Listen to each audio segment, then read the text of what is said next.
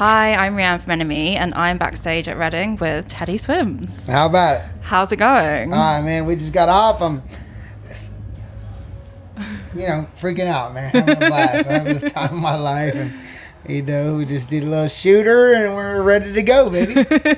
How was the performance? I heard that the crowd was massive. massive. Man, it was beautiful, and this crowd is so beautiful. And as far as I've been hearing, there's a lot of, kids get their exam things and they come out here and they have their first, you can kind of see it. You can kind of see kids like having their first liberating moments and stuff. And it was a really beautiful thing to be a part of. Yeah. And we're done by 6:15 right now. So it's also great. I get to spend the rest of the time just being a part of the culture. I'm really excited. Yeah. Are you going to go out and have a little explore and see some other artists?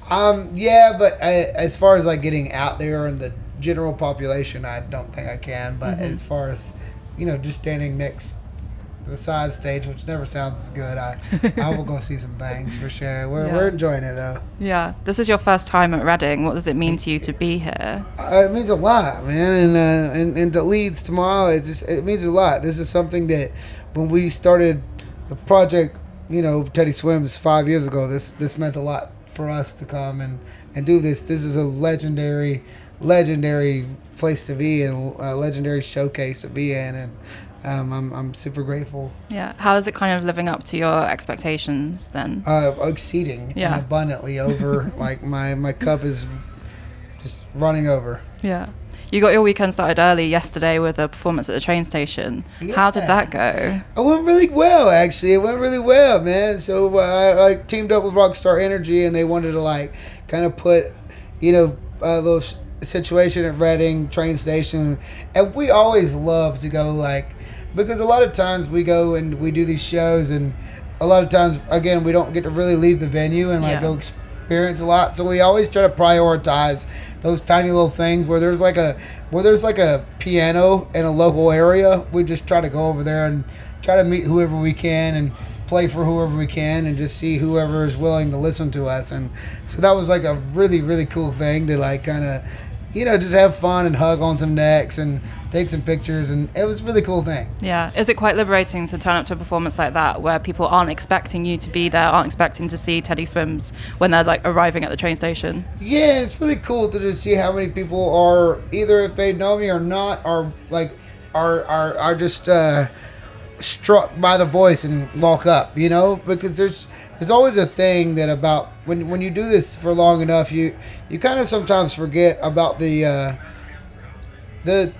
what you do to people when you speak honestly and you just sing well, and I love to know that if I'm walking around a train station and I open my mouth, that people are still willing to be like, where the fuck is that voice coming from? And it's always such a wonderful thing to see that people are moved by something that commands attention, and to know that I have a thing that commands attention is always such a special thing to know and to reassure myself that I have, and I'm grateful to hear my voice in that light and see people want to be like, oh my God, I know that voice, or that voice is moving me in a way. I got to walk away from where I am and I got to show up right there and see that voice. It's such a special power. It's kind of a superpower in a way that I forget sometimes. Yeah, nice to be reminded of it. Yeah.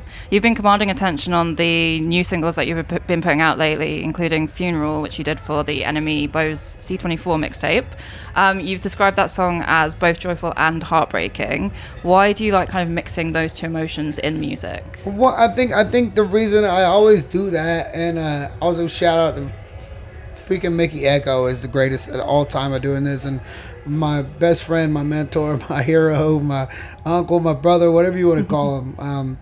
I think he does a really good job, and we do a really good job because when you're going through trauma and you're going through trying to recreate and reprioritize in your brain what trauma means to you, it's so wonderful to take something that you're that really hurts you and to turn it into something that is a celebration, because and I think a lot of people get to feel less alone, and I get to feel less alone, and we all get to come together and find each other through celebrating some trauma that only we have together. It's like an inside joke amongst friends, that might be about pain, but it's like something that we get to recreate as a champion of this. Like if we wouldn't have gone through this, we wouldn't have had this together. And so I get this lucky space to change some trauma I went through into being success and into being a celebration. And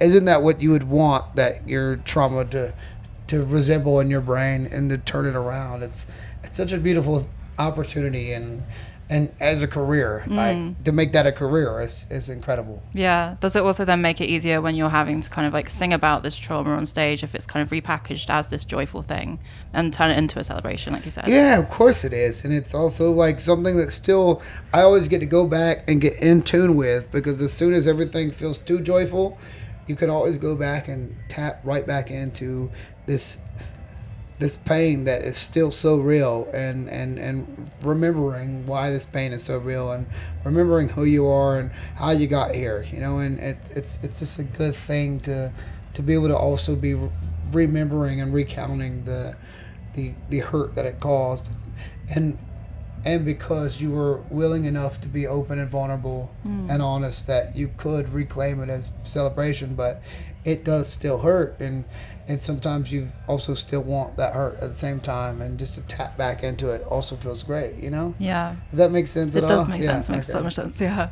It's been a little while since you released the album I've Tried Everything But Therapy Part 1. You've been releasing these new songs. You had like the extended edition as well of the record. What's coming up next? What have you been working on? Is there more new music in the pipeline for this year? we have a part 2 coming out. I think it's done. We have to kind of like button up some loose ends, and there's so many people that have opinions and ideas now that we have to we keep pushing it back. I think we have it. I think it's just about figuring out what songs there are, the configuration of where they go and where they belong. But I think we have it, and I think it's going to be a whole lot more of a me on the journey of my healing versus me just being in turmoil. So yeah. I think it's going to be a beautiful thing. Yeah. And where's the sound kind of heading on those songs too? A little bit more, I think it's a little bit more all over the place than the last one was, but I do believe it's a little bit more healed. It's coming from more of a healed spot. So, yeah. Who cares what it sounds like? It sounds more healed is what the plan is. That's the main thing. Yeah. You're someone who's been very collaborative so far in your career, and you've worked with all kinds of artists, from like One OK Rock to All Time Low to Mara Morris. Yeah. What do you look for in a collaborator? Honesty, safety, ability. I just got a chance to put out a song with one of my favorite singers and writers of all time, Lucky Day. We just did a song with him on his record called Blame, his album Algorithm, and I just got to release something with Jesse Murphy, who's one of the greatest upcoming singers in the world. We just did a song called Dirty. Orville Peck too, he just put out an amazing album also on Warner too, man, and we just did a song together, and I just always look for honesty and safety, and if anybody ever like hits you up and they're like kind of about this, like what is it going to cost for the collab or what is it going to cost for the feature, I think people can kind of snuff out what it costs for a collaboration, or if it's I always want to if something moves me and something touches me, I want to add to a song. And also, even if something moves me and touches me and I can't add to the song and somebody asks me to, I'll be like, yo, I'll not even touch the song if I can add something to it. So it's just, as long as it's authentic and honest and vulnerable and honest, and I'm a huge fan of the person that I'm working with. I think that's what's really important about a collaboration, is that there's some honesty and some vulnerability, and there's some, it's got to be authentic, no matter what.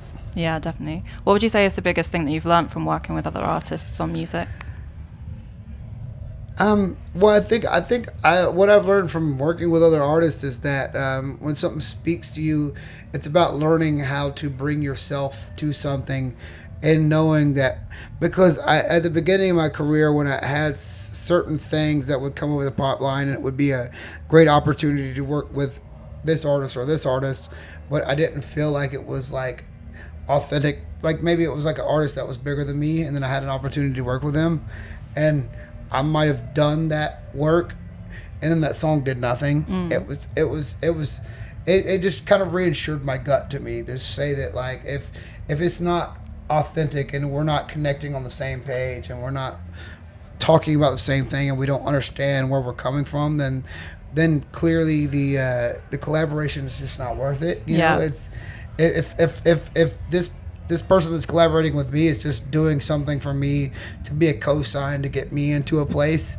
or if I'm doing something for somebody to get them into a place that's cosign, or we're both doing something where we both can get an offshoot of both of us co-signing each other, is going to give each other our fan base. No matter what, if the biggest artist in the world and the other biggest artist in the world work together to try to get each other's fan bases, that song is going to fall on its face. Yeah. It might debut at number one and fall right back off. You know, and that just goes to show you that people now crave authenticity, and they crave, like, real music and real people understanding each other. And so I think one thing that it's taught me is that if you don't really understand what you're talking about or what's going on with the song, and it's taught me that the number one band member of the song is the song. You know, no matter how many people have written the song or it's the band in the song, the number one band member is the song. And if it's an authentic song, it's going to work. And if it's a song that's not authentic, it's just not going to work. And it doesn't matter if the greatest artists in the world are on it. It just matters about it being something that connects, that really everybody involved feels. Yeah. One song of yours that has definitely worked is Lose Control. You said that when you were writing that you knew it was going to change your life. What was it about the song that kind of gave you that sense? Well, I think Julian Bunetta was like the greatest person on just knowing what it was going to be, and wanted this thing to be. But I don't know, that song, I was in a place, we went to a writing camp in Palm Springs, and you know, Julian kind of had the idea for the song, and Mo had already had, like, the instrumental and the whole thing written out.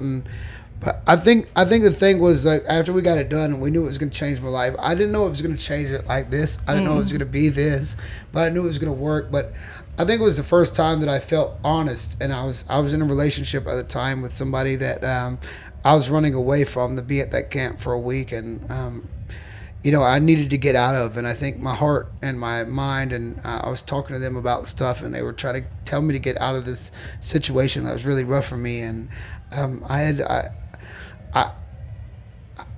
knew it was something I needed to listen to from my own heart. You know, it's like sometimes your heart's trying to tell you something, and then you're not quite there for yourself. You might be numbing yourself down to something, and every day still that song shows up and I play it, and the further I go into that song, the more I'm like, I've been there for myself the whole time, but I just wasn't there for myself, you know. And I think as that song came to be, when I was numbing myself, I realized, I was like, this is something I really should hear, you know. This is something I should really take in. And you know, you're so easily to tell somebody that the advice they need to hear. Yeah. But also you suck at giving yourself exactly that advice, you know. And I think the thing about writing, or having friends that write with you, having the perfect crew that writes with you and put your feelings into words, you can look back onto a journal or anything and say, like, damn, I should have listened to myself there. And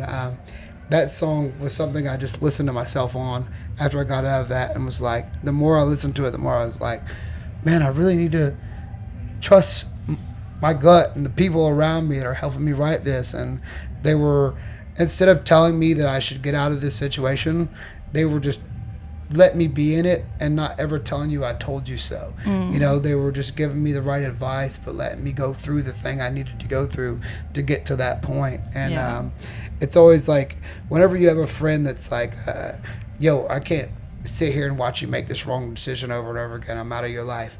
It's more about the people that are like, hey man, I'm going to tell you this is a bad decision. Let's put it into words. Let's put it into feelings.